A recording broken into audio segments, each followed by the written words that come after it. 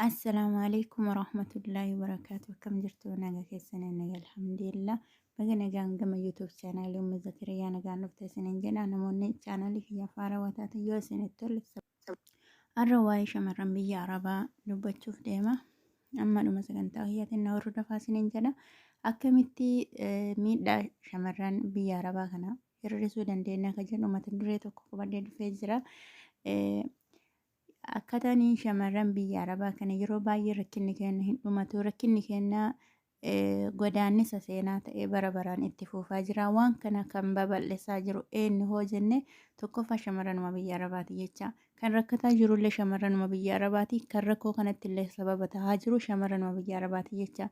Akkamitti jettanii yoo na gaafattanii namni tokko dhufee biyya Arabaa deemee yoo waggaa tokko hojjetee jijjiirama argee itti tolee jireenyi haaluma kam keessayyuu haa jiraatu osoma jireenyi ittiin tolleyyuu obboleettii isaa irraan fida jechaadha. Karaa sababa obboleettiin isaa biyyaa baatuu fi karaa saaqaa jechaadha.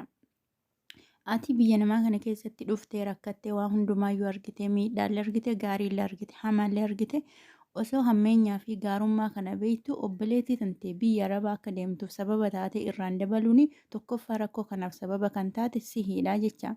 Maaliif jennaan obboleettiin tante ati biyyaa bahuun hamma feete maallaqallee argadhu. Namni gaafa biyyaa bahu maallaquma qofa laala. Namoota shamarran biyya Arabaa kan miidhutti jiru maallaqa qofaa miti jecha. Maallaqa argattee qofaa milkoofte jedhamuu hin danda'u. Namni sammuu isaatiin miidhamutti jira. Waan sila hojjetee argatu kana caalaa sila jijjiiramee bakka guddaa jijjiirama ogummaa isaatiin dandeettii isaatiin waan rabbiin isaa kenne bakka guddaa ka gahu sababa gufootite keessaa tokko biyya Arabaa deemu jecha. Maaliif osoo biyya kan kee jiraattee barattee yookaan karaa ogummama tokko yaaltee bakka guddaa gahuu dandeetta. Amma namni biyya keessatti jechaadha. Biyya Arabaa deemuun akka waan salphaatti waan gaariitti ilaale namni hundinuu barnoota wal jalaa fudhate kan hadda heerume osoo torbaan lama hin genne yaaddoon isaa dura heerume yookaan bultii tana qabadhee as keessatti jiraadha yookaan yoo rakkadheellee rakkina biyya kiyyaa qoodadhe jechuu osoo hin taane akkamiin biyya Arabaa deema. Biyya Arabaa yoom deema? Kamiin deema? Dubaay moo Suudii moo Qatar moo Kuweetar moo jedhee biyya filuu eegale jecha osoo jiruu san keessa jiru. Kana maaltu sababa ta'e hoo jenne obboleettiin tante biyya Arabaa deemtee gaafa achirraa obboleettii biraa waamtu obboleettiin isii tan biraa tan ollaa tan firaatis akkasuma deemuudhaaf ariifattii jechaadha.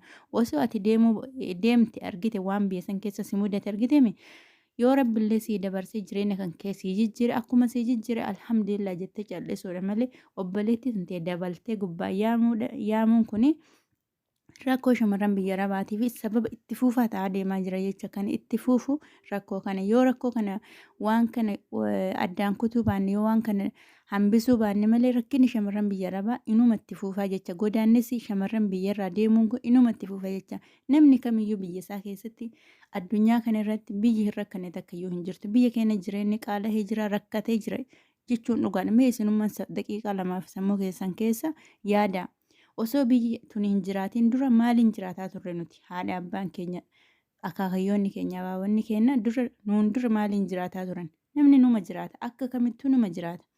Biyya Itoophiyaa caala hiyyeetti wanta kan qabne uumamumaan iyyuu rabbiin gaafasii uumu waan garaagaraa bishaan dhooggatee waan sababa hedduudhaan uume ni jira. Garuu kan biyya Arabaa hin deemne kam akkasuma jireenya biyya isaanii keessa rakkatanii itti jiraatan hedduutu jira jechuudha. Uummanni biyya keenya ammoo inni qabus inni hin qabnes deemsa biyya Arabaa kana godaannisa biyya Arabaa kana godaannisa isaa osoo hin laalin bashannanatti akka waan gaarii wayitiitti akka waan faashinaa wayitiitti fudhate namni hundinuu kaayyoon isaa gaafa guddate abbaanis intalti isaa gaafa umrii 14 geette kaayyoon isaa biyyuma Arabaa erguudha jecha. Isiin illee gaafa waggaa isii 14 15 16 geette biyyuma Arabaa deemuudha jecha. Waa meeqa miidhamne nuti waa hedduu miidhamne jecha as keessatti namni tokko gaafa biyyaa bahu kan biyya lammiin biyya biraa jecha fakkeenya Baangaalii Filipiinii lammiileen garaagaraa akka keenya ijoollummaatti umrii 10 wayitti 20tti hin bahan gaafuma bahaniyyuu yoo bahanis heerumanii takka argatanii lama argatanii jireenya isaanii waan boru itti yaadan takka argatanii bahan. Kenna hoo bahuunis rakkoo gaafa baanee dhufnu kanallee akkaataan nuti dhufnellee rakkoodha. Bahuun kennayyuu duraa rakkoodha. Ammoo lammatallee kan nu rakkise akkaataa nuti dhufnellee rakkoodha. Nama mala hin qabne jecha namaaf dhufe namatti dhufne namaaf dhufne. Namni itti nu dhufne Araba kan itti dhufnee ammoo maatii keenya jechaan ofii keenyaaf uummata akkayyuu wanni itti nu lafa kaayannee dhufne hin jiru jechaan. Kanaaf haga amma isinii danda'ame obboleettiin tantee biyya rakkattee biyya cinqamtee mana namaa daladdee biyya siisan keessa jiraattee gaafa jette sammuu isiitiin hin cinqamtu. Maallaqa dhabdee yookaan waan xiqqoo jireenya itti ulfaatee cinqamti malee akkasii kana ol ka'ii gattaa innuma jira. Garuu biyya kan kee keessatti yoo ergamtes yoo tumamteyyuu duuti biyya namaatiyyuu jeennataa jedhan. Duuti biyya ofiitu jeennata jecha. Kabajaa biyya namaa irra. Kabajaa biyya namaarra salphina biyya kan keetii wayya. Gaafati salphatte namatu si argaa, namatti himattaa, nama sii dubbatu qabdi. Biyya namaa keessatti garuu osoo salphattellee, osoo homa feetiyyuu taate, osoo dhugaayyuu qabaatte dhugaa kan kee hin argattu jecha. Sababbiin isaa waan harka namaa, waan biyya namaa jirtuuf jechaan. Mataa ol qabattee deemuu hin dandeettu. Saaga feete ogummaa feete qabaatte ogummaa kan keessanii socho'uu hin dandeettu jechaan. Kanaaf akka isinii danda'ame obboleeyyan teessanii osoo biyyaa baasuu baattanii biyyuma isaan jiranii waan xiqqoo gootanii fi waan isaa itti gammadan osoo yaada kana sammuu keessaa jijjiirtanii rakkinni kun haga ta'ellee ta'u salphachuu danda'a waan jedhu yaada kiyya kuni osoo nuti akka itti jirruuf waan keessa jirru isaanitti himaa bar biyya arabaa akkana jedhaa suutaan barsiisaa deemne haasofnu keessatti gaarummaa biyya arabaa yookaan ammoo akka nutti tole akka isaan hin yaadneef osoo waan gaarii itti himuu baannee dhugaa jirtu osoo itti himne isaanillee haga tokko edaa akkana jiraatanii lakki maaltu biyya sanii na oofeyyuu waan jedhu takka of keessa hin beeka akka isaanii hin hubanne ni beeka. Garuu haga takka yoo fuuldurumaafillee ta'e dhalootuma boodaatiifillee ta'e wanni kun akka dhaabbatu sababa tokkoffaa ta'uu kan qabu shamarranuma biyya arabaa kaanama amma biyya arabaa jiru kana jechaadha. Osoo ofii isiiti akkasii rakkachaa jirtu osoo ofii biyya keessatti cinqamaa jirtu obboleettii si asii fuutee biyya arabaa suudiitti yookaan koyeetii yookaan dubaayii gaafa dabarsite achitti takka toluu fi dandeettii takka hammaachuu dandeetti lamaan tana keessaa waan tokko hin dhabde jechaan.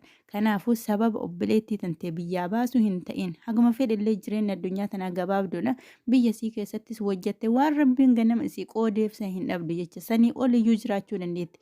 Jireenya biyya namaa kanatti yookaan harka namaa eeggattee akkasitti cinqamtee mana namaa dhixxee argachuurra biyya kan keessan keessatti dhabuu si wayyaan akka kiyyatti jechaanillee waan biyya arabaa kana argee jira. Garuu maaliifuu akka fedhillee yaadee hojjedhu xiinxaltee hojjettu rakkina biyya kan keessantu si caala jecha rakkina haadha namaarra rakkina haadha kan kee biyya keessatti rakkisuu santu si caala jecha.